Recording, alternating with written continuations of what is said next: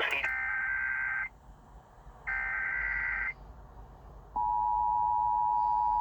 West at 16 miles an hour.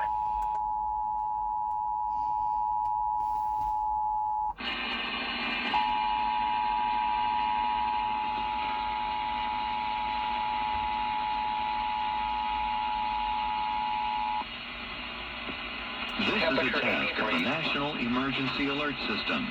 This system was developed by broadcast and cable operators in voluntary cooperation with the Federal Emergency Management Agency, the Federal Communications Commission, and local authorities to keep you informed in the event of an emergency. If this had been an actual emergency, an official message would have followed the tone alert you heard at the start of this message. No action is required.